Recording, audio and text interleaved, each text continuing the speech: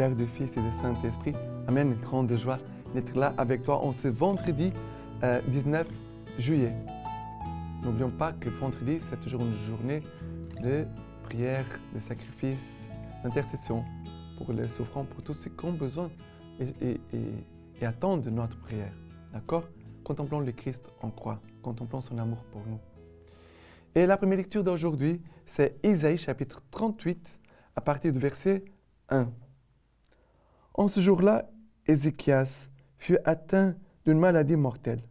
Le prophète Isaïe, fils d'Amos, vint lui dire, « Ainsi parle le Seigneur, Dieu, mets ordre à ta maison, car tu vas mourir. Tu ne vivras pas. » Ézéchias se tourna vers le mur et fit cette prière. « Ô Seigneur, ah Seigneur, souviens-toi des grâces que je me suis conduit fidèlement et en toute probité de cœur devant toi, et que j'ai fait ce qui était bien à tes yeux. » Ézéchias versa abondantes larmes. Alors la parole du Seigneur se fit entendre à Isaïe. Va dire à Ézéchias, « Ainsi parle le Seigneur, Dieu de ton ancêtre David. J'ai entendu ta prière, j'ai vu tes larmes. J'ajouterai 15 années à ta vie. Je te délivrerai, toi et cette ville, de la main du roi d'Assyrie, et je protégerai cette ville. » Isaïe dit, « Qu'on apporte un pain de figue, qu'on l'applique sur l'ulcère, et il vivra. » Ézéchias dit, « À quel signe connaîtrai-je que je monterai au temple du Seigneur ?» Et après le verset 7. « Voici ta part du Seigneur. Voici de la part du Seigneur les signes qu'il fera, ce qu'il a dit. Voici que je vais faire reculer l'ombre des degrés que le soleil a descendu sur les degrés de la chambre haute de la case. 10 degrés en arrière. Et le soleil recula de 10 degrés sur les degrés qu'il avait descendus. » Voilà, ici c'est un miracle, parce que si le soleil est déjà en train de tomber, d'aller se coucher, il revient en arrière. Ça veut dire, c'est pas possible, ça, humainement. Mais nous voyons ici la force de la prière. Ézéchias, il a eu une maladie mortelle. Et le Seigneur même avait confirmé par la parole du prophète qu'il allait mourir. Mais ordre à ta maison, car tu vas mourir et tu ne vivras pas. Qu'est-ce qu'il fait? Il va prier. Il prie. Si tu allais mourir, qu'est-ce que tu allais faire? Son nous disait, dans 2 jours, tu vas mourir. Qu'est-ce qu'on allait faire? Ici, il va prier. Il va prier, il va dire, Seigneur, souviens-toi de grâce que je me suis conduit fidèlement en toute probité de cœur devant toi. Seigneur, j'ai toujours marché devant toi. J'ai fait ce qui était bien à tes yeux. Voilà, Seigneur, souviens-toi de ce que j'étais un homme droit, un homme de bien. J'ai fait ce qui était bien à tes yeux, Et il pleura. Et Dieu donne la réponse tout de suite après.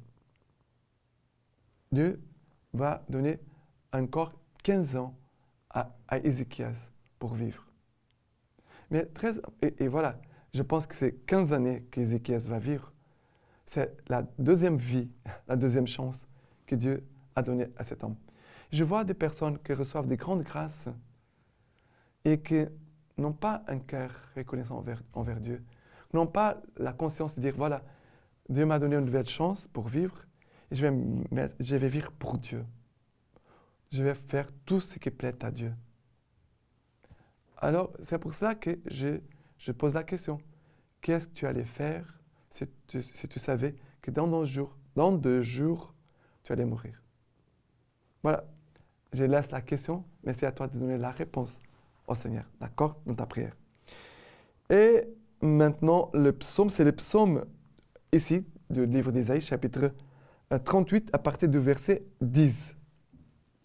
Je disais, au milieu de mes jours, je m'en vais. Aux portes de Sheol, je serai gardé pour le reste de mes ans. Je disais, je ne verrai pas le Seigneur sur la terre des vivants. Je n'aurai pas un regard pour personne parmi les habitants du monde. Ma demeure est arrachée, jetée loin de moi, comme une tente de berger.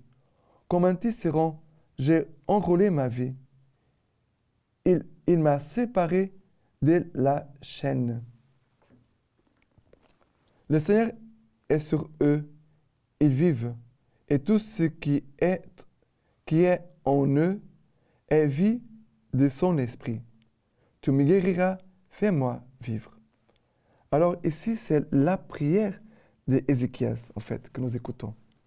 Cantique d'Ézéchias, roi de Juda, lors de la maladie dont il fut guéri. Alors, et ici, c'est l'action de grâce. Il dit, et tout ce qui, le Seigneur est sur eux, ils vivent.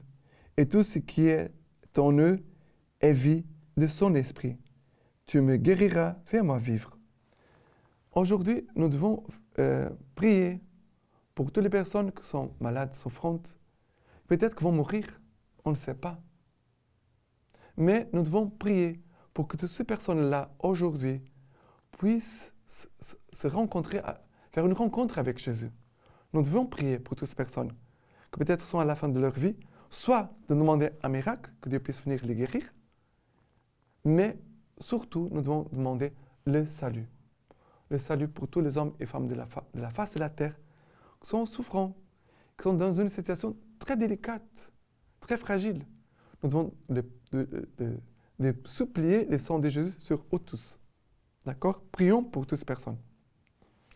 Et maintenant, l'évangile d'aujourd'hui, c'est Matthieu chapitre 12, à partir du verset 1. En ce temps-là, Jésus vint à passer un jour de sabbat à travers les moissons. Ses disciples eurent faim et se mirent à arracher des épis et à les manger. Ce que voyant les pharisiens lui dirent, « Voilà tes disciples qui font ce qui n'est pas permis de faire pendant le sabbat. » Mais il leur dit, « N'avez-vous pas lu ce que fit David lorsqu'il eut faim, lui et ses compagnons? Comment il entra dans la demeure de Dieu et comment ils mangèrent les pains d'oblation qu'il ne lui était pas permis de manger, ni à ses compagnons, mais aux prêtres seuls. Ou n'avez-vous pas lu dans la loi que le jour du sabbat, les prêtres dans le temple violent le sabbat sans être en faute? Or, je vous l'ai dit, il est ici plus grand que le temple. Et si vous aviez compris ce qui signifie, c'est la miséricorde que je veux et non le sacrifice, vous n'auriez pas condamné des gens qui sont sans faute, car le Fils de l'homme est maître du sabbat. Ici, le Seigneur dit, voilà ce que David a fait, quelque chose n'était pas permis. Mais ils ont fait, ils n'ont pas été condamnés. Quelque chose qui était seulement permis aux prêtres. Et même les sabbats, les prêtres, ici nous est dit, dans le temple, ils violent le sabbat sans être en faute. Alors ici, il y a quelqu'un qui est plus grand que le temple. C'est Jésus-Christ. Mais Jésus envoie une question pour que les gens puissent réfléchir. C'est la miséricorde que je veux et non pas le sacrifice. Jésus va dire, et si vous aviez compris ce que signifie, allez, essayez de comprendre ce que signifie.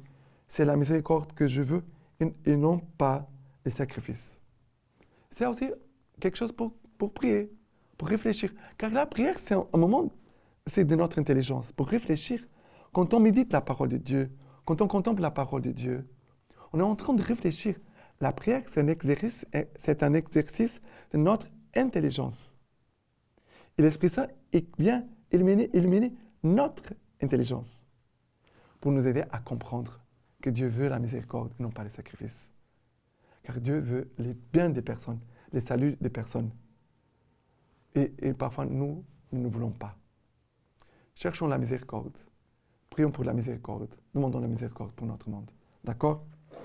Et la lecture patristique d'aujourd'hui de saint Ambroise.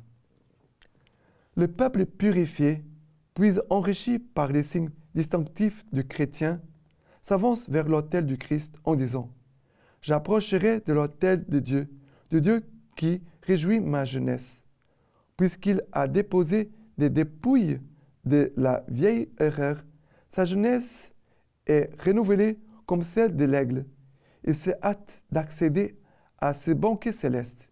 Viens donc et voyons le saint autel tout apprêté et s'écrie « Devant moi, tu as préparé une table. » C'est ce peuple qui fait parler David lorsqu'il dit « Le Seigneur me nourrit et rien ne me manquera.